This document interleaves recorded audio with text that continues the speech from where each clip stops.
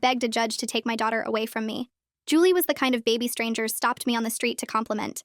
Big brown eyes, the sweetest little giggle, the type of toddler who shared her goldfish crackers with other kids at the park without anyone telling her to. I genuinely believed I had gotten lucky with her. Then she turned 10 and something behind her eyes just switched off. I was folding laundry in the living room when my phone buzzed with a number I didn't recognize. Mrs. Cooper, this is Principal Nguyen from your daughter's school. I need you to come in immediately. What's going on? Is Julie hurt? Was there an accident? The principal went quiet for a moment, which only worried me more. Then said, Mrs. Cooper, your daughter told her teacher that you've been hitting her at home. I actually laughed. That's not possible. There has to be some kind of misunderstanding.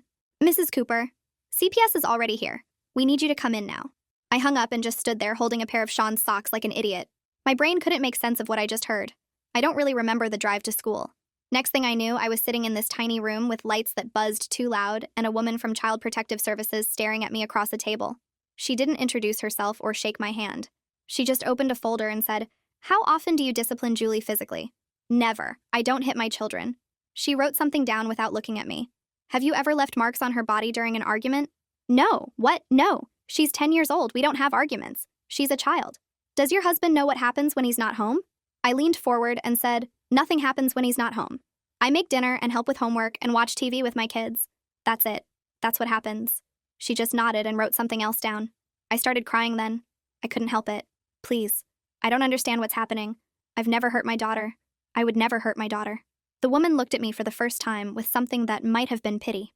Mrs. Cooper, we have to investigate all reports. It's the law. They made me sit there for 3 hours while strangers examined my daughter's body. Through the window, I could see Julie in the next room. A nurse was checking her arms and legs and back. Julie was chatting with her about something, and at one point she laughed. She laughed. My life was falling apart, 20 feet away, and my daughter was laughing with the nurse who was looking for bruises I never left. When they finally let me see her, she was in the counselor's office coloring a picture of a rainbow. Totally calm. She looked up when I walked in, and I searched her face for something that made sense. Fear or guilt or confusion. Anything. There was nothing. I kneeled down next to her and grabbed her hands.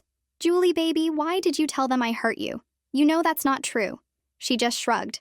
I don't know, I just did. I tried my best to smile. Sweetheart, you're not in trouble. I just need to understand what happened. Did someone tell you to say that? Did someone hurt you and you're scared to tell us who? Julie looked at me like I was speaking another language. No, nothing happened. I just said it. She pulled her hands away from mine and went back to coloring. Can we get pizza tonight? I'm hungry. The investigation to clear my name took 2 weeks. 14 days of strangers opening my kitchen drawers and checking my son Brian's arms for bruises. Every time someone knocked on the door, I wanted to throw up. Julie would answer it before I could and say, Hi, are you here to check on us again? Like they were neighbors bringing cookies. 14 days of Sean sleeping on his side of the bed like there was a wall between us. One night, I turned to him and whispered, Do you believe me? He didn't answer for so long I thought he'd fallen asleep. Then he said, Of course I believe you. But that pause told me everything I needed to know. They cleared me because there was nothing to find. The caseworker sat us down and said, Children sometimes make false reports when they're seeking attention. I recommend family therapy. I smiled and nodded because what else could I do?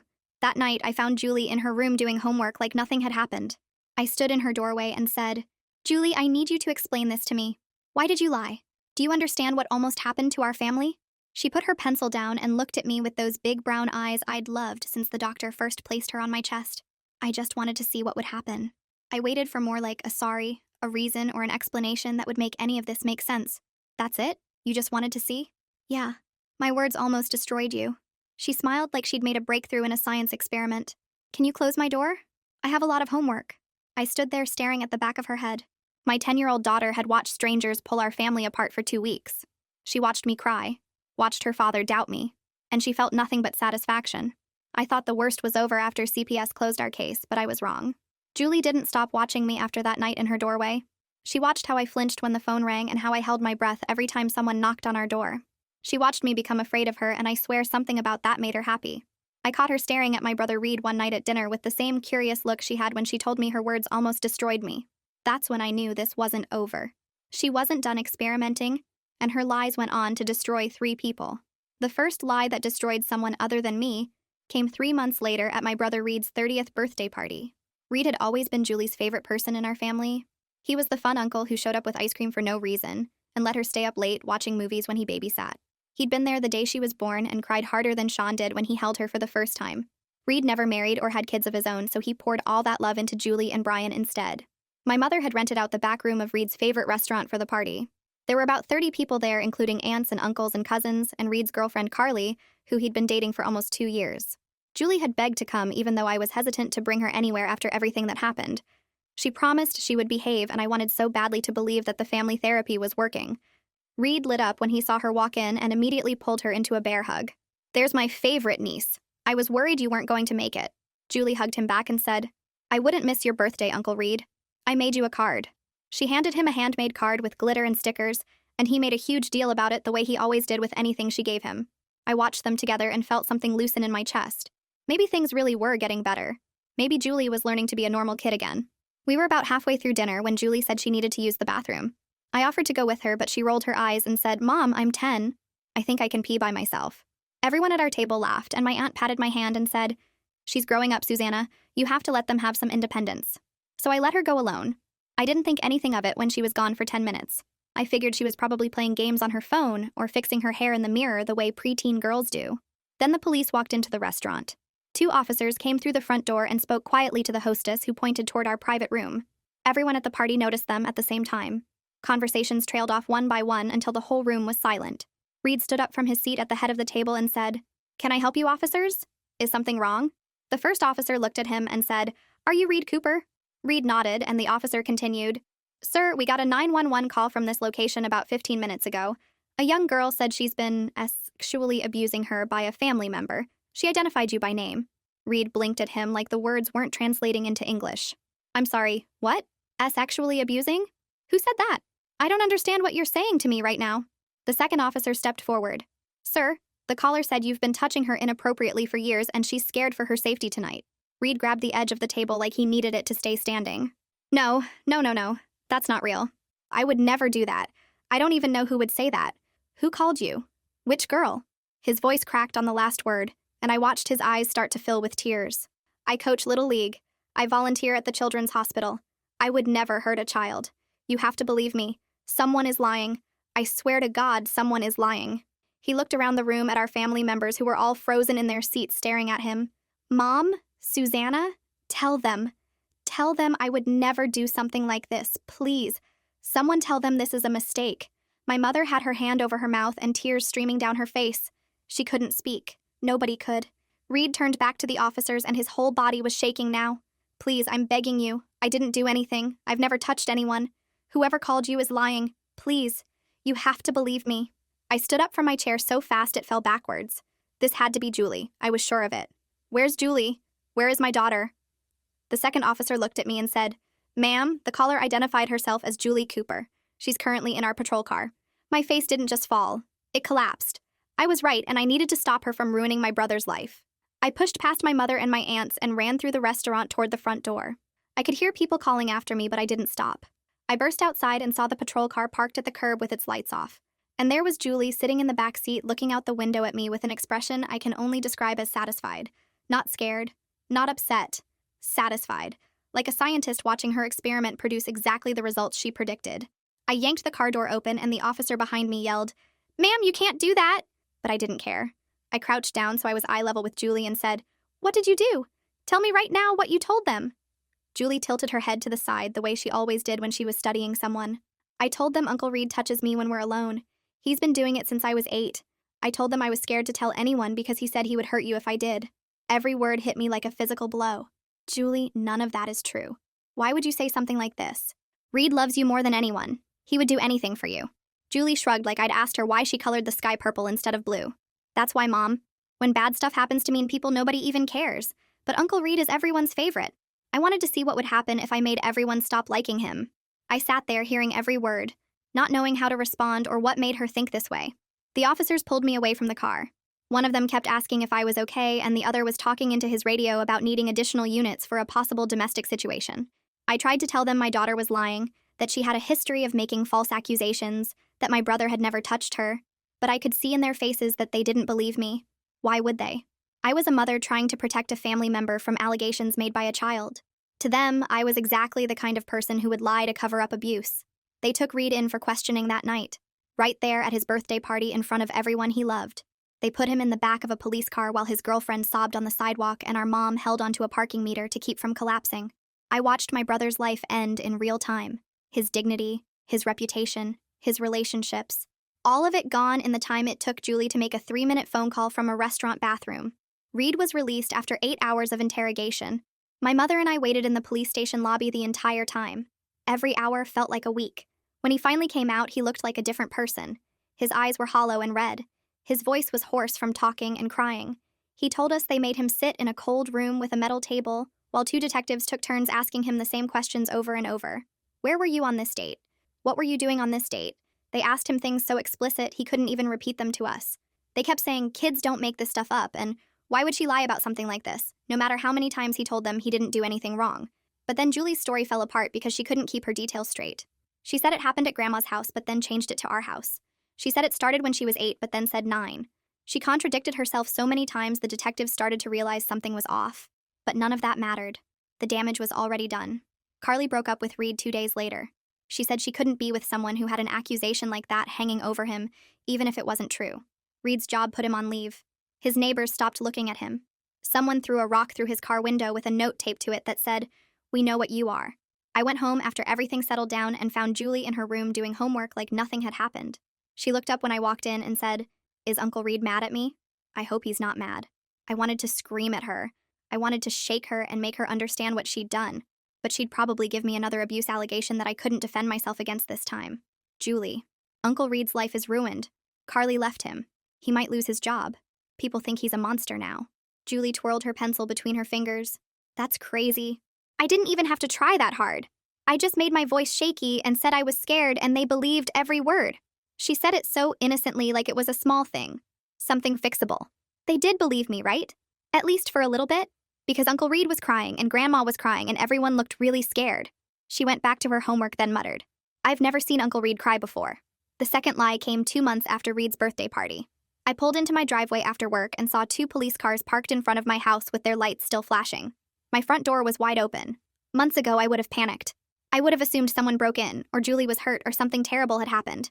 But that was before I knew what my daughter was capable of. Now my first thought was, what did she do this time, and who did she do it to? I sat in my car for a full minute, just staring at my house, trying to prepare myself for whatever mess was waiting inside.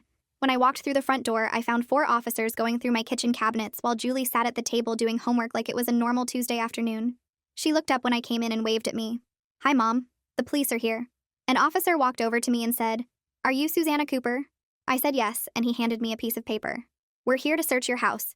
Your daughter told her school nurse she found substances in your purse." I didn't even look at the warrant. I looked past him at Julie, who was pretending to focus on her math worksheet, but I could see the smallest hint of a smile tugging at the corner of her mouth. She was enjoying this. "Officer, I need you to listen to me," I said. "My daughter is lying. She's been lying about me and other people. She accused me of hitting her. She accused my brother of touching her 3 months ago at his birthday party. She lies constantly and she does it on purpose to hurt people." The officer's face didn't change. "Ma'am, we have to follow up when a kid reports something like this." I cut him off. "There are no substances in this house. There never have been. I don't even drink. My daughter made this up because she wanted to see what would happen. That's what she does. She makes things up to see how much damage her words can cause." Julie looked up from her homework with wide, innocent eyes. "Mom, I was just worried about you. I saw the white stuff in your purse and I got scared. I didn't want you to get sick." Her voice was soft and concerned and completely fake. I wanted to scream. I wanted to grab her by the shoulders and shake her until the real Julie came out. But the officers were watching me, and I knew how it would look if I lost my temper with my daughter right now. "She's lying," I said again. But I could hear how desperate I sounded. How crazy. "Check my purse. Check my whole house. You won't find anything. And then I need you to understand that my daughter has a serious problem and she's using the police and CPS to hurt people." The officer nodded, but I could tell he wasn't really listening. "Ma'am, we'll do our search, and if there's nothing here, then there's nothing to worry about." But that wasn't true. I had everything to worry about. The third lie almost cost me my son. I was making dinner when I heard Julie screaming from upstairs. I dropped the pot and ran up the stairs so fast I almost tripped. When I got to Julie's room, she was sitting on the floor holding her arm, with blood pouring through her fingers. The scissors from her desk were on the carpet next to her, covered in red. Brian was in the corner shaking with his back pressed against the wall. My eyes went straight to Julie's face. She was crying, but something about it looked rehearsed. I'd seen real pain on my daughter's face before. This wasn't it. "Brian stabbed me!" Julie sobbed. He came in and stabbed me with the scissors. Mommy, it hurts. I looked at Brian, my sweet 8-year-old who cried when he accidentally stepped on a caterpillar last summer. He was terrified. I didn't, Mom. I didn't touch her. She did it to herself. I grabbed a towel and pressed it to Julie's arm, but I leaned in close to her face and whispered so Brian couldn't hear. I know you did this to yourself. I know exactly what you're doing. You're not going to destroy your brother the way you destroyed Uncle Reed. I won't let you. Julie's sobbing stopped for just a second. She looked at me and the mask slipped. Her eyes went cold and empty. Prove it, she whispered back. No one's going to believe you. They never do. Then the tears started again like someone flipped a switch. Mommy, why are you being mean to me? Brian hurt me and you're being mean to me. At the hospital, the doctor pulled me aside after 11 stitches. Mrs. Cooper, your daughter says her brother attacked her. I have to recommend Brian be evaluated at a facility for children with violent tendencies. We see cases like this escalate. Today it's scissors. Tomorrow it could be worse. I felt sick. This was exactly what Julie wanted. Brian was in a plastic chair in the hallway crying so hard he couldn't breathe. Mommy, I didn't do it. I promise I didn't. She hurt herself. I saw her. Please, Mommy. I want to go home. I don't want to go away. Please. I kneeled down and held his face. I believe you, baby. No one is taking you anywhere. I promise you. Mommy's going to fix this. I kissed his forehead and wiped his tears with my thumbs. I stood up and faced the doctor. My daughter did this to herself. She has a history of false accusations against family members. She accused me of abuse. She accused my brother of touching her. My son is innocent, and I will fight anyone who tries to take him from me. The doctor crossed her arms. Mrs. Cooper, I understand this is hard to hear, but I have a duty to protect both of your children. Your daughter has a serious wound, and your son... I cut her off. My son is the victim here, not Julie. When I walked into that room, Brian was across the room in the corner. There was no blood on his hands or clothes. The scissors were on the floor next to Julie. My daughter did this to herself and blamed him because that's what she does. She lies. She hurts people. She's destroyed multiple lives already, and she tried to add her little brother to the list tonight. So no, you're not sending Brian anywhere. You can call CPS. You can call whoever you want, but my son is coming home with me. The doctor looked uncertain for the first time. Behind her, Julie watched from the hospital bed. When no one else was looking, she tilted her head at me and mouthed 3 words.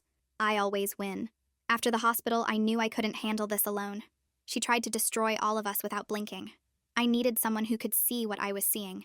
Someone who would believe me when I said my daughter wasn't just troubled. She was dangerous. I found a therapist who specialized in kids like Julie. And for the first time in months, I let myself hope again. That was my mistake. The night after the hospital, Sean and I sat at the kitchen table after the kids were asleep.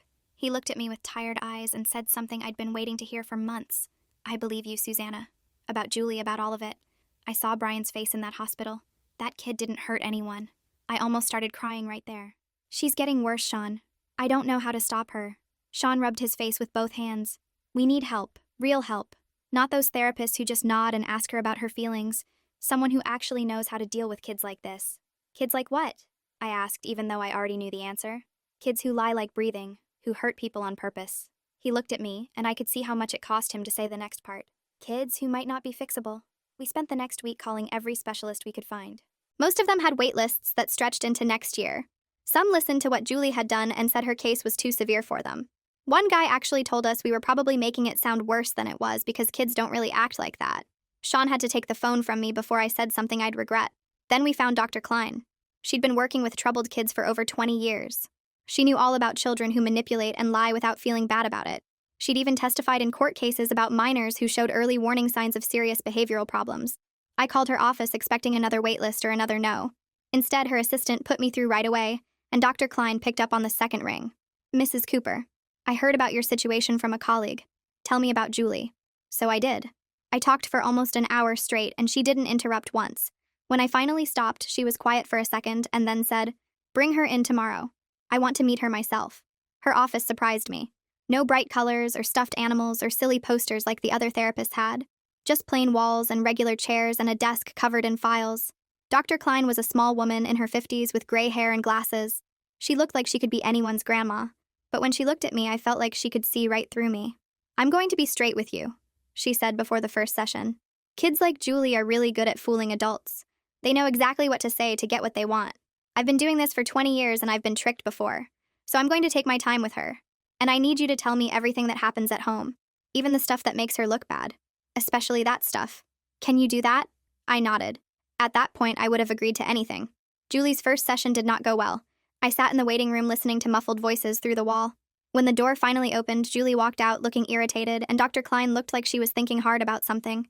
She spent the whole hour trying to figure me out, Dr. Klein told me quietly, while Julie flipped through magazines across the room. Testing to see what kind of therapist I am. What approach might work on me? She's very smart. This is going to take a while.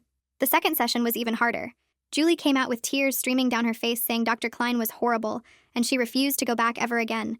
Everything in me wanted to cave, to pull her out, to find someone easier. But Dr. Klein had warned me about this. When she realizes she can't control me, she'll try to use you to escape therapy. You can't let her. So I told Julie she was going back whether she liked it or not. She screamed at me in the parking lot for almost half an hour while other parents stared. I just stood there waiting for her to run out of energy. Something changed during the third session. Dr. Klein asked me to come into her office while Julie waited outside looking angry. She messed up today, Dr. Klein said, and there was something almost excited in her voice. I asked her about one of her lies and she started giving me her usual practiced answer. But then she stopped in the middle of it. She looked right at me and said, "You're not going to fall for it anyway, so why am I even bothering?" That's the first honest thing she said to me. Is that a good thing? It means her usual games aren't working. She's getting frustrated, and frustrated people make mistakes. That's how we start making progress. The next few weeks, Julie was different. She was quiet after her lessons, less performative. She stopped telling me how awful Dr. Klein was, and started just going straight to her room without saying anything. One night at dinner, she put down her fork and looked at me. Dr. Klein asked me why I told everyone you hit me. She made me actually think about it, not just come up with an excuse. I stopped chewing. What did you say? Julie moved her food around her plate. I said I don't know, and I meant it. I really don't know why I did it. It was just something I could do, so I did. Not an apology. Not even really admitting it was wrong. But it was the first time Julie had ever acknowledged a lie without trying to blame someone else. I didn't know how to respond, so I just nodded, and we finished eating in silence. After a month, Dr. Klein started bringing me into sessions with Julie. The first one was painful. Julie crossed her arms and stared at the wall, while Dr. Klein tried to get her to talk. But by the third family session, something was different. Julie was actually participating. At one point, Dr. Klein asked her how it felt when CPS showed up at our house, and Julie said, "Powerful. Like I could make things happen just by saying words." Then she paused. But the feeling went away really fast. Then I needed to do something bigger to get it back. Dr. Klein nodded. That's called diminishing returns, Julie. The more you chase a feeling, the harder it gets to catch. You have to keep doing worse and worse things to feel the same way. That's why your lies kept getting more serious. Julie got quiet after that. Then she looked at me, and her face was softer than I'd seen it in years. "Mom, do you hate me?" I wasn't ready for that question. "What?" "No. Julie, I don't hate you. You scare me sometimes. You make me angry a lot, but I could never hate you." "Even after Uncle Reed? Even after that?" Julie's eyes got shiny. Not the fake tears she could turn on whenever she wanted. Real ones that she was fighting to hold back. I don't get why I did that to him. Uncle Reed was nice to me. I don't know why I wanted to make him cry. Dr. Klein leaned forward in her chair. "That's a big step, Julie. Realizing you don't understand your own behavior is where change starts." 2 months in, Julie apologized to Brian. I wasn't trying to listen, but I was walking past her room and heard his name. "Brian, I'm sorry about the scissors thing. That was really messed up. You didn't do anything wrong." Brian's voice was careful, guarded. "Did your boo-boo doctor make you say that?" "No, I mean, yeah, she said I should say sorry, but that's not why I'm doing it. I actually feel bad. You're my little brother and I tried to get you sent away. That was wrong." Silence. Then Brian said, "Okay, thanks, I guess." Not exactly a heartwarming moment. Brian was still scared of Julie, and honestly, he had every right to be. But the fact that she apologized at all was something. Julie never said sorry, never admitted fault. Something real was happening. By the end of month 3, I caught myself believing things might actually turn out okay. Julie did homework without being nagged. She helped set the table without being asked. She invited me to watch a movie with her one night, and we sat together eating popcorn and laughing at dumb jokes on screen. For 2 hours, I forgot everything she'd done. She fell asleep leaning against my shoulder, and I sat there crying quietly in the dark because I missed this so much. My little girl. Maybe she was coming back to me. Dr. Klein called after their session that week. She sounded cautious but hopeful. "She's making real progress, Susanna. We still have far to go, but I'm seeing genuine change in how she responds to things. She's starting to connect her actions to consequences in a way she couldn't before." "Do you think she's really getting better?" I needed to hear the words out loud. "I think she's learning. Time will tell if it sticks. But yes, I have hope." I let that word sink into me after I hung up. Hope. I hadn't felt that in so long I almost forgot what it was like. Maybe Julie wouldn't become the monster I was afraid she was turning into. Maybe Dr. Klein had found a way to reach her. Maybe we could heal. That weekend we went to the zoo as a family to celebrate. It was the first real outing since everything fell apart that didn't feel like I was waiting for a bomb to go off. Julie held Brian's hand when they walked through the snake exhibit because he was nervous. She gave him half her cotton candy without him even asking. She laughed at the penguins and took silly photos and acted like a regular 10-year-old. When we got home, she hugged me tight and said, "Thanks, Mom. That was the best day." I held her and breathed in her shampoo and let myself think this is how it was supposed to be. This is who my daughter was always meant to be. Dr. Klein was putting her back together. We were going to make it. Then the school called. I was at work when my phone lit up with the school's number. My first thought was completely calm, just like it had been the first time I got a call from the school. Maybe Julie forgot her lunch or needed to come home early. That's how relaxed I had let myself get. That's how convinced I was that things had changed. "Mrs. Cooper, this is Principal Nguyen. Julie's in trouble again. Please come over right away." I didn't let myself lose hope that my daughter had changed, though. I kept telling myself it could be anything. She got into a fight or she cheated on a test or something. Minor got blown out of proportion. I didn't want to let myself believe that she had made another serious accusation that would ruin someone's life. But deep down in a place I'd been trying to ignore for 3 months, a voice was screaming, "You know exactly what she did." Principal Nguyen walked me to a conference room where 2 strangers waited, a woman and a man in a suit who said he was from the district. Julie wasn't there. Neither was Sean. Just me facing 3 people who already looked like they'd made up their minds about something. "Please sit, Mrs. Cooper," Principal Nguyen said. "This is Petra and Raymond. They need to tell you something." She seemed like she was choosing her words carefully, but I was so done. I sighed. "Just tell me, what did she do now?" The woman's eyebrows shot up. "Excuse me? What did she do?" "Mrs. Cooper, your daughter came to me this morning shaking and crying. She told me her therapist, Dr. Klein, has been touching her during their private sessions for the past 2 months. I didn't grab the table this time. I just laughed. A real laugh. The kind that comes out when something is so ridiculous your body doesn't know how else to respond. No. Absolutely not. Dr. Klein is the only reason Julie has made any progress at all. My daughter is lying." Petra's face went hard. "Your daughter is lying? Your 10-year-old daughter came to me hyperventilating and told me a grown woman has been hurting her and your first reaction is to call her a liar?" "Yes, because that's what she does. She lies. She's been lying about people for months. She told people I hit her. She called 911 and said my brother was touching her. She hurt herself with scissors and blamed her 8-year-old brother. So yes, my first reaction when my daughter accuses someone of something horrible is that she's lying because she has never once told the truth." Raymond leaned forward. "Mrs. Cooper, I'm hearing you list off multiple serious allegations your daughter has made.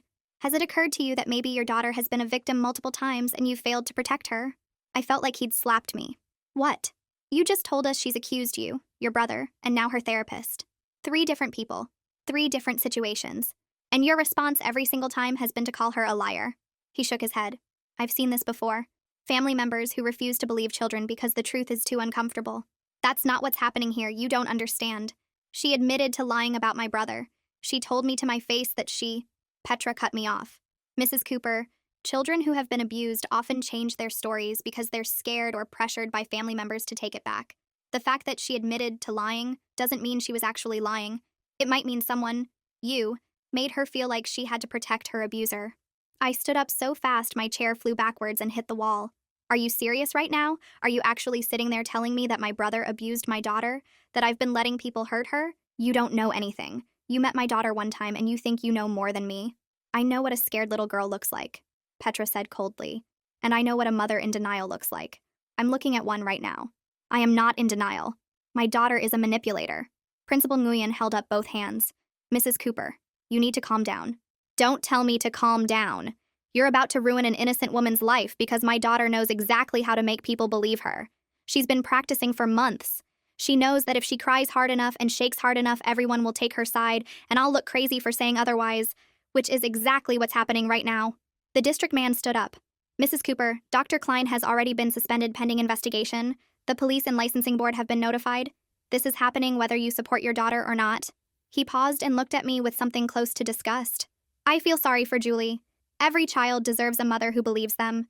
I wanted to throw something. I wanted to scream until my throat bled. I wanted to grab this man by his stupid tie and shake him until he understood. But I knew how that would look. Crazy mom. Violent mom. Mom who probably did hit her kid. "Where is she?" My voice came out like broken glass. "My office," Petra said. "She wanted to wait somewhere she felt safe, away from you." I walked out without another word. They yelled something after me, but I couldn't hear it over the blood pounding in my ears. Down the hall, past the lockers, past kids who stared at the crazy lady speed walking through their school. I pushed open the counselor's office door so hard it banged against the wall. Julie sat by the window. Red eyes, wet face, tissue twisted in her hands. She looked up when I came in and her whole body seemed to shrink. Mom, I'm so sorry. I know you really like Dr. Klein. I didn't want to say anything, but she kept doing stuff and I didn't know what to do. I shut the door and walked over and got down on my knees so we were eye to eye. I could see Petra running down the hallway toward us through the window, but I didn't care. You destroyed the only person who was actually helping you, I said, quiet enough that only she could hear. Why? Because she was getting too close? Because she was actually starting to figure you out? Julie's crying slowed down. Her face changed, like watching someone take off a Halloween mask. The scared little girl melted away and something else looked back at me. Calm, cold, satisfied. She thought she was so smart, Julie whispered. She thought she could fix me. Nobody can fix me, Mom. I don't want to be fixed. Then she looked past me at Petra, who was almost at the door, and her face crumpled back into terror. Fresh tears spilled down her cheeks. Her voice came out high and scared. Mommy, stop yelling at me! I told the truth. Why are you always so mean to me? Petra burst in and shoved herself between us. That's enough, Mrs. Cooper. Step away from her right now. I looked at Julie over Petra's shoulder. My daughter stared back with tears streaming down her face, chest heaving, looking exactly like a child who'd just been terrorized by her own mother. But for 1 second, her eyes met mine and I saw it. The real Julie underneath. Smiling. She mouthed 3 words. I always win. Dr. Klein called me that night from a blocked number. Her voice was wrecked and hoarse like she'd been crying for hours. Susanna, I need you to know I never touched Julie. Not once. Not ever. I have recordings, notes, documentation of every single session, but it doesn't matter. People already made up their minds. I know it's not true, I told her. I know she's lying. I tried to explain, but they wouldn't listen. They never do. She laughed, but there was nothing funny about it. 20 years of helping kids like her. Research, court cases, published papers, all of it gone because a 10-year-old decided I was standing in her way. I should have warned you more. You warned me plenty. I knew the risks going in. I've dealt with manipulative children before. I thought I could handle it. Long pause. When she spoke again, her voice cracked. She's different, Susanna. I've never met a child like Julie. She doesn't lie because she wants attention or because she can't help it. She lies because she enjoys watching everything burn. She's 10 years old. That terrifies me. I didn't say anything because what was there to say? I'd been living with that terror for months. What happens now? I finally asked. I fight. Try to clear my name. Hope there's something left of my career when it's over. I heard her take a shaky breath. But even if I'm cleared completely, there will always be people who suspect. Your daughter guaranteed that. We hung up and I sat alone in my kitchen for a long time. Julie was upstairs in her room. Homework, probably. Brian was sleeping at my mom's house because I couldn't risk having him here right now. The house felt too quiet, too still. Just the occasional sound of Julie's footsteps above me pacing back and forth. She spent 3 months fooling everyone, including me, studying Dr. Klein, learning what made her tick, earning trust, playing the part of a recovering child. All of it a performance, all of it leading up to this moment, and I bought every second of it. Let my guard down completely. Let myself believe my daughter was changing. Julie came downstairs around 9 to grab a glass of water. She paused next to where I sat in the dim kitchen and rested her hand on my shoulder. I'm really sorry today was so hard, Mom. I know you trusted Dr. Klein. It must feel awful finding out what she really was. I couldn't look at her, couldn't speak, couldn't move. Julie gave my shoulder a gentle squeeze. Don't worry, though. We'll find another therapist. A better one this time. Someone who actually wants to help me get better. She headed back upstairs, humming something under her breath. Some tune I didn't recognize. Cheerful. Light. I listened to her footsteps fade and understood finally that I had nowhere left to turn. Every person who tried to help was gone now. Every person who might have believed me had been taken out one by one. My daughter had systematically removed every possible threat to her, and somewhere above me she was celebrating another victory while I sat in the dark wondering what she would destroy next. I started paying closer attention after that, to the way Julie used my laptop when she thought I wasn't watching, and to the notebooks she kept hidden under her mattress, and to the way she looked at Sean sometimes when he wasn't paying attention. Something was different now. Before she had been reacting to things, lying when opportunities came up naturally. But this felt planned and calculated, like she was studying for a test nobody else knew was coming. I didn't know what she was preparing for yet, but I knew I had to prepare for whatever she was going to throw at me again. The morning after Dr. Klein called, Julie came downstairs for breakfast, like nothing had happened. She poured herself a bowl of cereal and sat across from me at the table. Morning, Mom. Did you sleep okay? I didn't answer. I just stared at my coffee. Julie tried again. I was thinking maybe we could go to the mall this weekend. Just me and you. We haven't done that in a while. Still nothing from me. Julie's face fell into something that looked like hurt. Mom? Are you mad at me? You're not talking to me. Her voice got small and wobbly. I looked up at her and saw the performance happening in real time. The sad eyes, the pouty lip, the concerned daughter worried about her mother. None of it was real, but she was so good at it that for a second I almost felt bad for ignoring her. Almost. I'm fine, Julie. Finish your breakfast or you'll miss the bus. She watched me for another moment like she was trying to figure out what I was thinking. Then she shrugged and went back to eating. When she left for school, she called out, "Love you, Mom," from the front door. I didn't say it back. I waited until the bus turned the corner. Then I went upstairs to her room and started looking for clues. I started with her dresser drawers and found nothing. Checked under her mattress and found nothing. Looked through her closet and her backpack and her desk and came up empty every single time.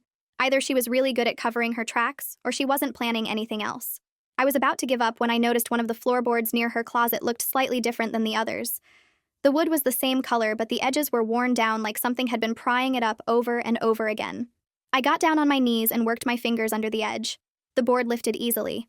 Underneath was a spiral notebook with a purple cover and Julie's name written on the front in glitter pen. My hands were shaking when I opened it. The first page had a title written in careful handwriting, "Things I Learned." Below it was a numbered list. 1. Crying works better on women than men. 2. Shaking makes people believe you faster. 3. Add details but not too many or you forget them. 4. Pick people everyone likes so it hurts more when they fall. 5. Never admit anything even if they know you're lying. I turned the page and found something worse. A chart with columns labeled who, what I said, who believed me, and rating. The first row said Mom and she hits me and teacher, CPS lady, principal, and 7 out of 10 didn't stick but got attention. The second row said Uncle Reed and listed everything she'd accused him of in detail I don't want to repeat. The rating was 10 out of 10. Girlfriend left, job gone, everyone hates him now. The third row was about the substance accusation. The fourth was about Brian and the scissors. The fifth was Dr. Klein. She was keeping score.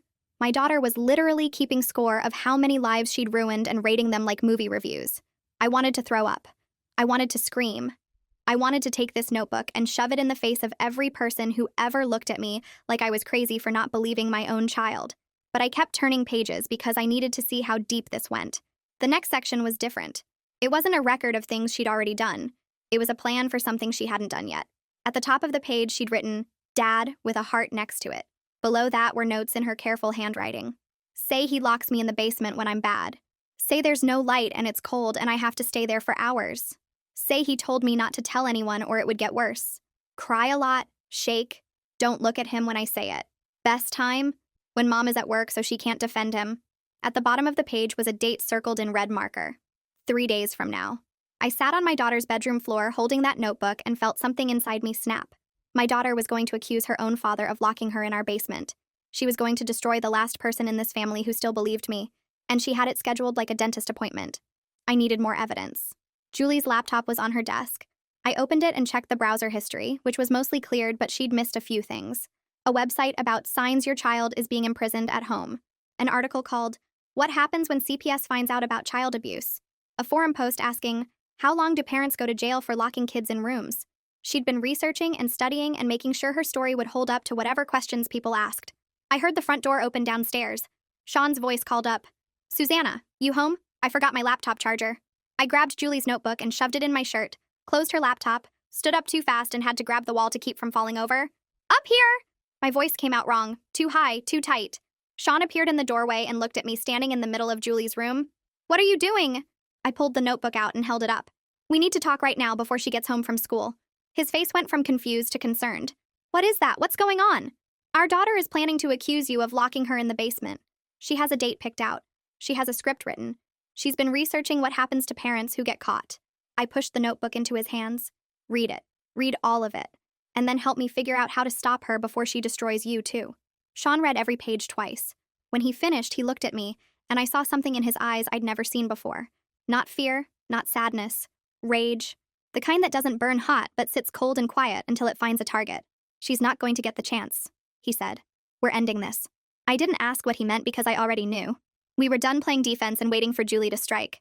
This time we were going to strike first. Sean read every page twice.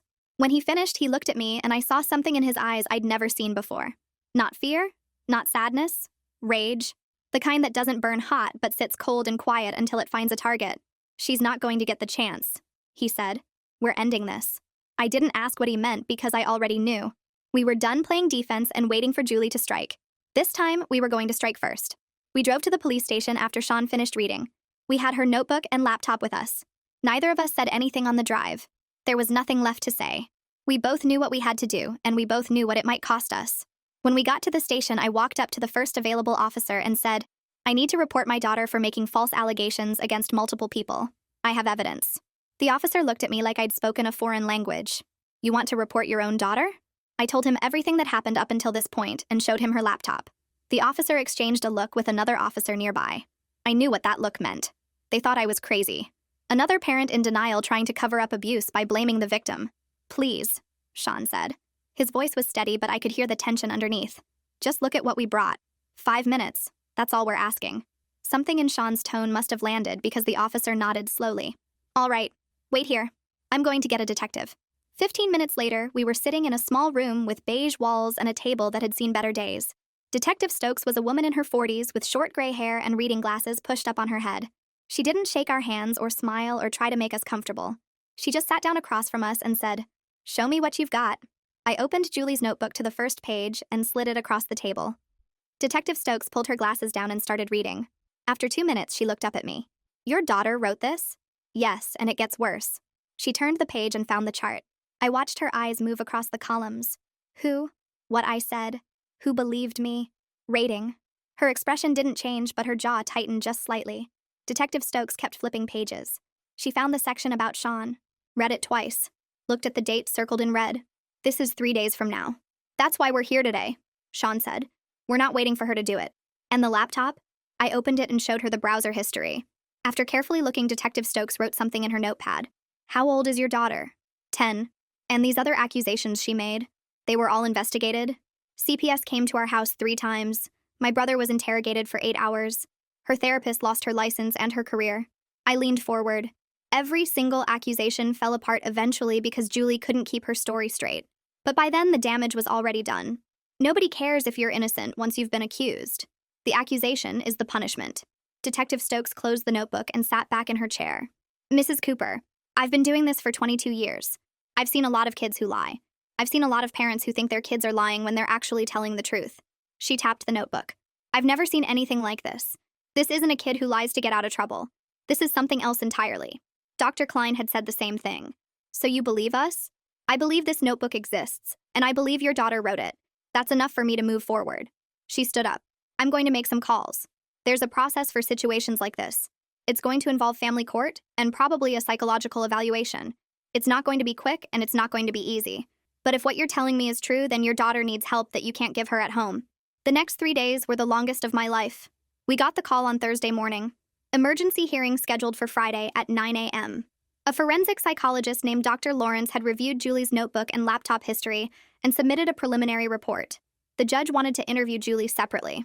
We were told to bring her to the courthouse and not to discuss the hearing with her beforehand. That night, I barely slept. I kept running through scenarios in my head. What if Julie charmed the judge the way she charmed everyone else? What if they decided we were the problem and took her side? What if this whole thing backfired and we lost both our kids? Sean held me in the dark and told me it was going to be okay, but I could feel his heart racing against my back. He was just as scared as I was. Friday morning, Julie was confused when we told her to get dressed for court. Why do I have to go? I didn't do anything wrong. Just get dressed, Julie. But I have a math test today. My teacher is going to be mad if I miss it. Get dressed, now. Something changed across her face. Suspicion, maybe, or calculation. She was trying to figure out what we knew and how much trouble she was in. Is this about Dr. Klein? Because I already told everyone what happened. I don't know why I have to keep talking about it. Sean stepped forward. Julie, get dressed. Don't make me ask again. She looked at him for a long moment. Her eyes narrowed, but she went upstairs. When she came back down, she was wearing a pink dress with flowers on it, and her hair was brushed neat and shiny. She looked like the sweetest kid in the world. She looked like butter wouldn't melt in her mouth. She looked exactly like what she wanted the judge to see. The courthouse was cold and smelled like old paper and floor cleaner. We sat on a wooden bench outside the courtroom while lawyers walked past talking in low voices. Julie sat between me and Sean, swinging her legs back and forth like this was a fun field trip, instead of the day that would decide her future. Dr. Lawrence came out to talk to us before the hearing started. She was a small woman with kind eyes and a calm voice that made me want to trust her immediately. I've reviewed everything you submitted. The notebook, the search history. I also spoke with Dr. Klein on the phone yesterday. Dr. Klein talked to you? She wanted to help. She told me about her sessions with Julie. The way Julie spent 3 months pretending to make progress just to build trust before destroying her. Dr. Lawrence glanced at Julie, who was staring at a painting on the wall, pretending not to listen. Your daughter shows patterns consistent with callous, unemotional traits. It's rare in children this young. It doesn't mean she's evil or hopeless, but it does mean she needs special attention that goes beyond traditional therapy. What does that mean for today? It means I'm going to tell the judge what I found. The rest is up to her. The courtroom was smaller than I expected. Just a judge's bench and a few tables and some chairs.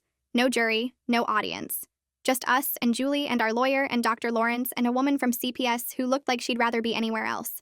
Judge Preston was a black woman in her 60s with silver hair and glasses and zero patience for nonsense. She read through the file in front of her for what felt like forever. Then she looked up at Julie. Young lady, I'm going to ask you some questions and I need you to tell me the truth. Do you understand? Julie nodded with big, serious eyes. Yes, ma'am. Did you write this notebook? What notebook? Judge Preston held it up. Julie's face went pale for just a second before she recovered. That's my diary. You're not supposed to read someone's diary. That's private. Did you write what's inside it? Julie looked at me and I saw anger flash in her eyes. Real anger.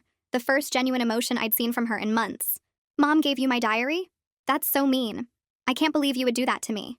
Julie, the judge said firmly, answer my question. Did you write what's inside this notebook? I don't remember what I wrote. It was a long time ago. It was dated 3 weeks ago. Julie's leg started bouncing. Well, I write a lot of stuff. I don't remember everything. You wrote that you accused your uncle of touching you and rated it 10 out of 10 because it ruined his life. Do you remember that? That's not what happened. Uncle Reed really did hurt me. I told the truth about him. Then why did you rate it? Why did you write that his girlfriend leaving and him losing his job made it a successful lie? Julie's face was getting red. I didn't write that. Someone else must have written it. Maybe my mom wrote it to make me look bad. She's always trying to make me look bad. The judge made a note. And Dr. Klein, did she really touch you inappropriately? Yes, she did. I'm not lying. Your notebook says you planned to accuse her because she was getting too close to figuring you out. Those are your words, Julie, in your handwriting. That's not my handwriting. Someone copied my handwriting. This is fake. Julie's voice was getting louder. Her face was twisted with frustration. You're all against me. You always believe adults over kids. That's not fair. Julie, I need you to calm down. No, this is stupid. I didn't do anything wrong. She pointed at me. She's the one who hits me. She's the one who should be in trouble. Not me. I'm the victim here. The judge let her go on for another minute. Just sat there watching while Julie spiraled. I watched too and felt something strange happening in my chest. Relief. For the first time, someone else was seeing what I'd been seeing for months. Someone else was watching my daughter's mask fall apart in real time. Finally, Judge Preston held up her hand. That's enough, Julie. Please sit down. Julie sat. Her chest was heaving and her hair was messed up and her eyes were wild. She didn't look like a sweet little girl anymore. She looked like what she actually was. The judge turned to Dr. Lawrence. Your assessment. Julie shows signs of a serious behavioral disorder. She lies on purpose. She doesn't feel bad about hurting people. And she enjoys watching others suffer because of her. She needs to live somewhere that specializes in helping kids like her. Regular therapy isn't enough, and honestly, it's risky because she's already proven she can manipulate therapists into trusting her. Judge Preston nodded slowly. Then she looked at me. Mrs. Cooper, I want to apologize to you on behalf of this system. You reported your daughter's behavior repeatedly.